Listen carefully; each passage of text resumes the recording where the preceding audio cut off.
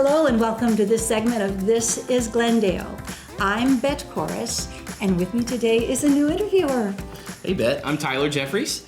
Welcome, welcome. So glad you joined the team. Thank you. What will you be doing in this segment? So I'll be speaking with Chief Hardwick at the Glendale Fire Department. We're going to talk about an award they recently received for some cancer mitigation efforts they're doing both at the firehouse and on site. Sounds very interesting.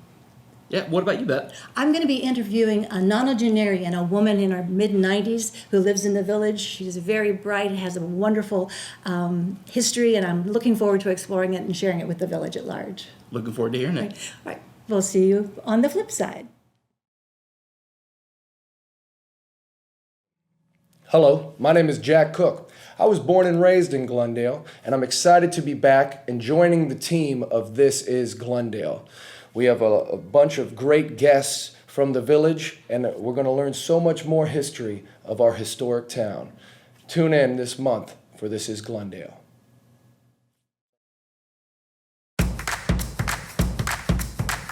Hello and welcome to this segment of This is Glendale. I'm Bet Chorus, and with me today I have the good fortune of interviewing Geneva Pomeroy. Welcome, Jenny. May I call you Jenny? Yes. We're here today to discuss how close Geneva came to being a WASP. And you want to tell us what a WASP is? Women's Air Force service pilot. Right. So close. We didn't quite make it, but there are a lot of stories to tell in between. Right. Okay. How old were you when you first thought about flying? 16. Right. You were way too young. Right. So you went on and you finished high school.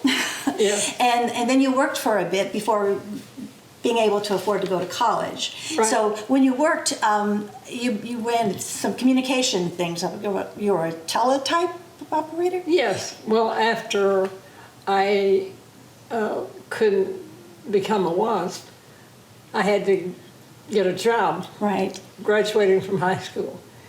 Pearl Harbor was December the 7th. So I got a job over at Tullahoma, sending telegrams, and I felt everybody wanted to do something for the war. Right. And so that was my first job, was sending telegrams. Right. So then whenever you got to go to college, right, and it's because, again, were you still living with Rosalie when you were in early college?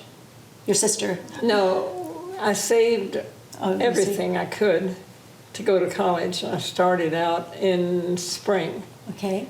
And I had enough money to get started and go. I finished college in 3 years. Wow. Why am I not surprised? Well, I would go in the summer. Right. And I had joined, my roommate had talked me into joining a sorority, which I really shouldn't have done because I couldn't afford it. Right. But I did anyway. Good for you. And if I ran out of money, I would just stay out of college. Oh, but It worked. you augmented, so didn't you take care of some children during college? I mean, you were a Yes. nanny to twins. Was it at that point, were the twins, or was that later? I'm sorry. Well, the different things. The twins were the children of the niece of the president of UT. Oh, And one night he came to dinner, and I thought, there aren't many UT freshmen that get to have dinner with the president. I was going to say, yeah, the stories that you have told me over our conversations, that you're just peppered with all these little mini explosions of culture and timing that we read about. But did we get to dine with presidents? No. You did. Okay, but then the twins, was that the beginning of working with the twins where you thought maybe about the childhood education? I mean, later in life, when you were working directly with children, preschool, kindergartners, or preschool, yeah. Well, that was just what I loved children, and I just wanted to, I had to choose a major. It was in the School of Home Economics, actually. Oh, okay. And we could choose clothing or food or teaching or child development or different categories of home economics. Right. So child development was the one you hung Well, I your didn't hat have to take chemistry. No, that's right. That was the main reason. I did not want to take Right. chemistry. Work the system. That was good. That was really good. Okay, now I have to flash forward a little bit to another nanny gig that you had, where you got to go to Miami Beach. Was it for how long were you there? And Well, when was I was going to work that quarter, and I thought I might as well go someplace that's fun. right, And I wanted to go to Florida. I'd never been to Florida.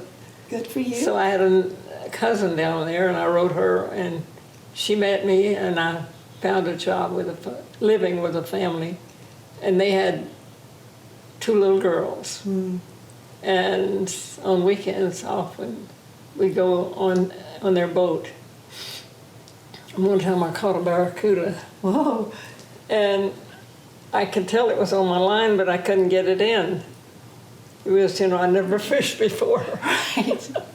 Anyway, somebody came and pulled it in, and we got a picture of You it. have a picture of it. Do you have that picture by any chance? I don't know where it is. But Oh, well, I if we did. find it, we're gonna load it up. So, but everybody believes you. I'm sure it's not just a fish story, right? Right.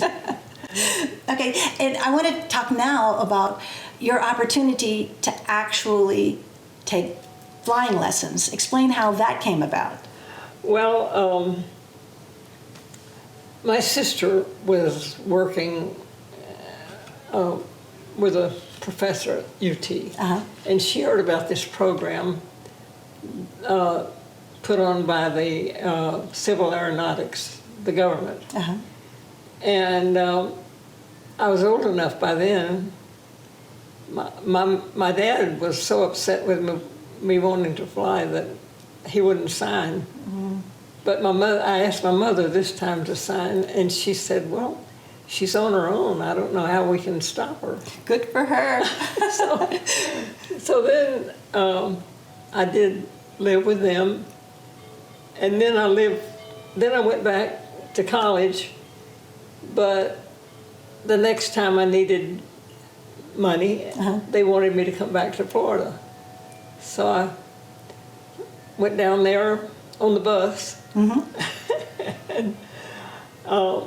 And you had another stay in Florida? And I had the first one? 3 more, another quarter. Another quarter? UT, University of Tennessee, was on the quarter system. Yeah.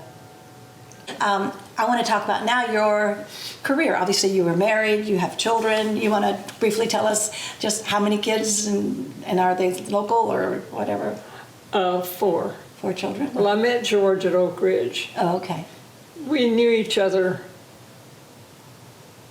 4 months. He proposed. 2 months later, I said yes. Good for you. But he had to go back to Idaho. He was from Idaho.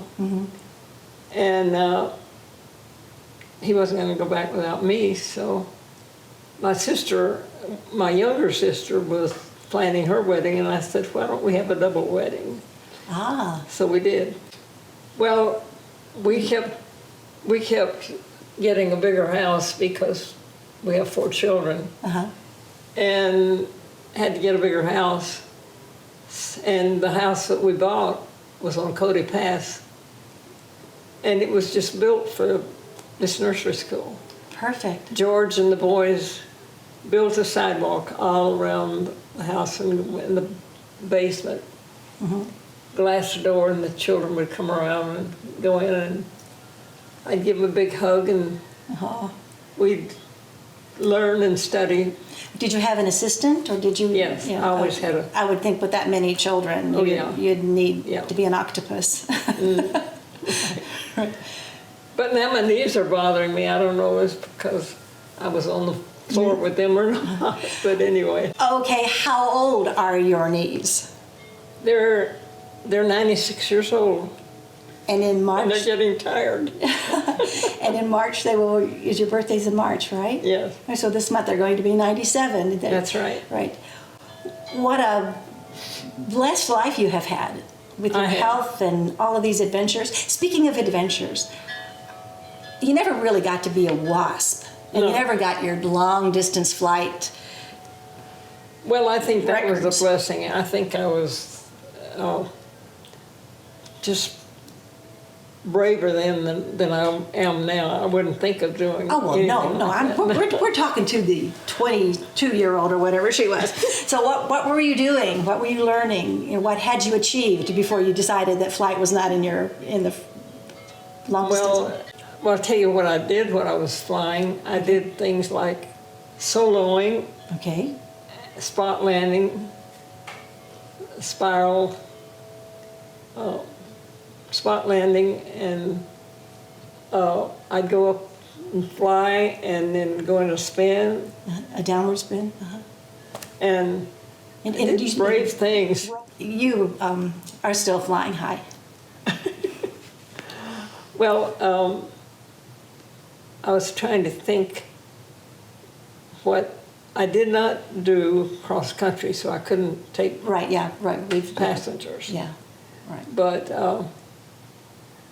after I went to Oak Ridge and met George and taught kindergarten over there, I lost my desire to fly. Makes sense. Yeah. That's most I important. was doing other things. Right. And wonderful things at that. This has been delightful. Thank you so much for sharing with all of us your wonderful event-filled life. And it's time for us to close. Do you know what we're going to do? We're going to say, this This is Glendale. Thanks for watching. Hi, I'm Tyler Jeffries. If you've probably noticed, I'm a new face around here. I'm excited to start with This is Glendale. I'm excited to learn a lot of new things about the village and share those with you. I've been in the village for about 12 years with my wife and 2 kids, so I'm looking forward to seeing you guys both on video and in person. I'm sitting here with Chief Hardwick, who's going to walk us through an award they recently received for some really awesome work they've done to mitigate cancer risk for our firefighters coming in and out of the fire department. So Chief, thanks for being here. Absolutely. Can you tell me a little bit about this award you got? Sure. This award was presented by the International Association of Fire Chiefs, the Volunteer and Combination Officer section. It's an injury and illness prevention award. We went after it with our cancer risk reduction program to help protect our firefighters. Great. Can you tell me a little bit about what might have motivated you to tackle this project? It seems like it was a pretty big endeavor. It was. Cancer being the leading cause of death of firefighters today is something that has been kind of a paramount importance for me to try and help make sure our people are safe. Using some of the products that we've had in the past that we now come to find out that they are cancer causing, ways that we can eliminate that out of our normal process. We try to educate our guys when you come out of a burning building. We put them through a decontamination process, which is really scrubbing them off with a hose and brushes just to get the heavy contamination off of them as quickly as we can. The sooner you get it off, the better. That simple decon reduces the effect of the carcinogens by 85% just in that case alone. When we come back to the station, we'll take their gear, their particular fire gear and pants. We have a commercial industrial washing machine that we run that equipment through. Again, it helps to pull that contaminants out of the fabric itself. Sure. So I know sometimes us men can be a little resistant to change and hard-headed. How has this new process been received amongst not only Glendale firefighters, but also the neighboring communities that might see you guys going through these different processes that you have in place? Yeah, we were able to, we put together what's called a FACE team, Firefighters Attacking the Cancer Epidemic. And that we've tried to join in all of Hamilton County, educating the other departments across the county and in Southwest Ohio to the process that we use to help reduce that risk. And it's really an educational piece. You know, the guys that are older have been in the fire service as long as I have. They understand it because of you've seen enough people that have had cancer, and Sure. we've lost some of our people to cancer, or you've been to a funeral or two that really starts hitting home. The other side of that is the young guys, we've now start training them as soon as they're coming through the fire academy. They're learning from day one that decon is a big deal and that's what you're going to do. The guys that have had kind of that middle of the road kind of experience, they're harder to get to agree to that. Sure. They don't understand all of the effects down the road. So it's a true learning process. Sure. So I read in the press release that oftentimes some of the neighboring communities will see you guys doing these decontamination processes. Have you seen a change in the other firefighters that you work with, not at Glendale, but do you think that this work has done anything to kind of spread the awareness to our neighboring firefighters and maybe start programs with them? Yeah, I absolutely think so. When we took it on ourselves, we really started it with the loss of one of our firefighters here in Glendale. Tim Burns was one of our firemen who, when he first started in the fire service as a teenager, as an explorer, he was one of my explorers many years ago. So I was a firefighter with his father. The two of us became good friends, and then bringing Tim along, he was always a younger guy, but gave him that opportunity from exploring, starting him up in the fire service when he first came in. He ended up contracting kidney cancer and passed away a few years ago. And there's a guy in his mid-40s with 2 teenage boys that we lost because of it. That's kind of our motivator. So getting people here motivated to do it, they understand. Sure. They have the personal contact that they can relate to. Our neighbors all understand that we see the importance to it. And in today's fire service, we operate with everybody around us all the time. So if we get a fire, everybody around us responds in with us. Same with if we go to, if Springdale gets a fire, we go to Springdale, or if we go to Woodlawn. But they all know when we're on the scene that we're going to do decon. That's just what we're going to do. And hopefully that can peer pressure them into doing the right thing. It's again, as I said earlier, a lot of times guys are resistant to change, especially when it comes to our health. So I really commend you guys on the effort that you guys are going through to make sure that the firefighters are safe, not only keeping our homes and businesses safe, but also making sure that your guys get to go home at night and can sleep a little bit better, knowing that that they have done as best as they can to decrease their risk for cancer.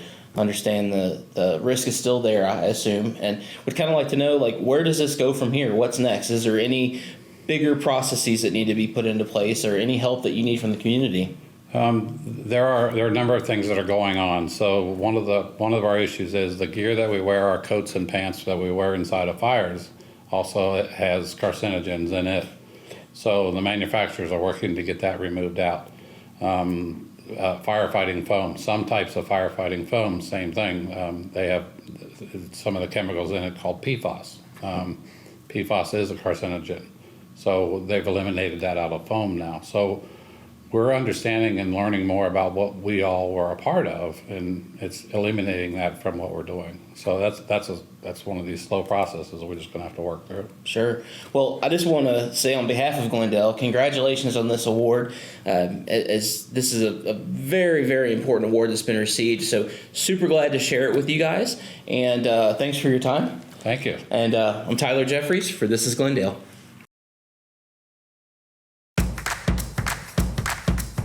Well, Bet, we had some really interesting stories this week. I was really excited to hear about the older generation of Glendale and listening to her stories. They were very interesting. Yeah, she was delightful. And your interview with the chief was very important. I'm sure the village will appreciate it a lot. So I think that wraps up this segment. So what are we going to do? This is Glendale.